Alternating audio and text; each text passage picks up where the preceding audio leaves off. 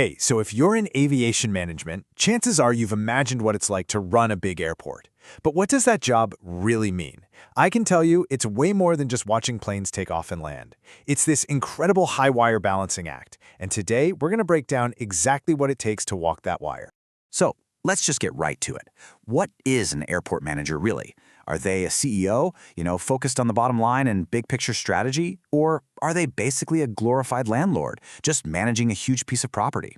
Well, the crazy thing is, they have to be both at the exact same time. All right, so here's our game plan. We'll start with the two big hats an airport manager has to wear. Then we'll dive into what it means to be the landlord, and then switch gears to the executive role. After that, we're tackling the real beast, public relations. And we'll finish up by looking at all the different groups a manager has to juggle to get anything done. Okay, this right here is really the heart of the whole job, this dual identity. It's not just, switching hats. It's almost like having a split personality. One minute, you're the super detail-oriented property manager, maybe picturing someone in a hard hat. The next, you're the big picture strategist in the boardroom. And believe me, those two roles, they don't always get along. And this is the textbook definition that just nails it. An airport manager is part landlord, part business executive. It sounds simple, but that little sentence captures this fundamental tension that defines the entire job. You're not just running an operation, you're running a piece of real estate and a public-facing business, all at once. And you can really see that split right here. The landlord side?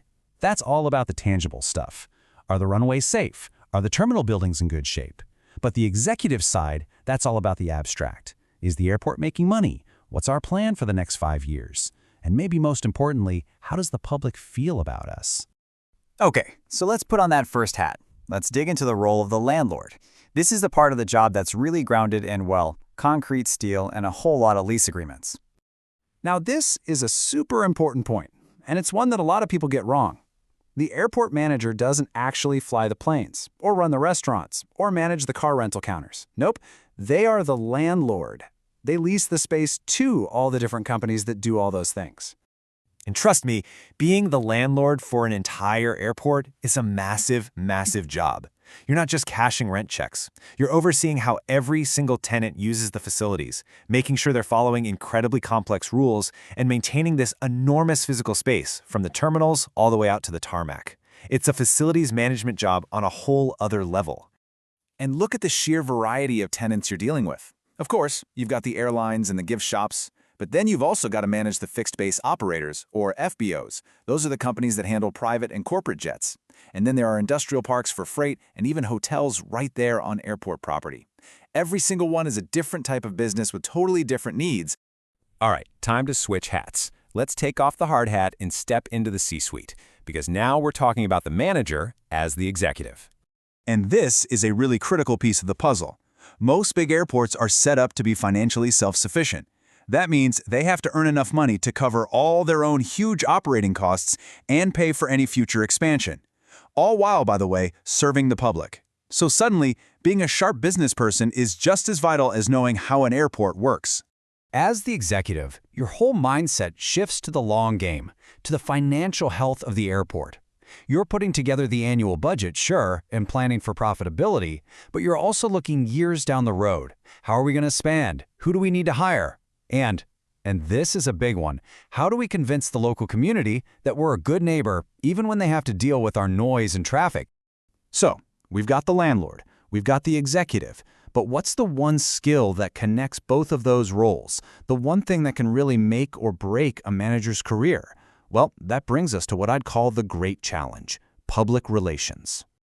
I mean, this quote really says it all, doesn't it? Public relations isn't just some side gig or a marketing task. It's one of the most important and challenging parts of the job. Why? Because an airport's success depends almost entirely on public goodwill. And as we're about to see, that goodwill is incredibly easy to lose. And here's why it's so tough. Think about it. All the things that drive you crazy about going to the airport. The jet noise flying over your house, the traffic just trying to get there, the parking nightmare, the long lines. Now, a lot of that isn't even the airport manager's fault.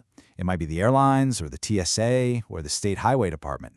But who gets the angry phone calls? Yep, the airport. So how do you even begin to manage that? It's not about marketing spin. It's about a real strategy built on some solid principles. It all starts with integrity and knowing that the public's trust is your single greatest asset. That means you have to be proactive. You've got to get out ahead of problems instead of just reacting to them. And you have to build a real two-way conversation with your community. But who exactly is that public we're talking about? Well, it's not one single group. A really great airport manager knows they have to communicate with and balance the needs of many, many different publics, or what we call constituent groups. And that public is really this complicated web of different stakeholders. You've got your own bosses, maybe it's a city council or an airport authority. You've got all your tenants, the airlines, the shops. Then there are your own employees, the passengers, and of course, the general public living in the surrounding communities. And guess what? Each one of these groups wants something different, and their needs often clash. This is exactly why that two-way communication is so critical. These groups aren't just an audience you talk at.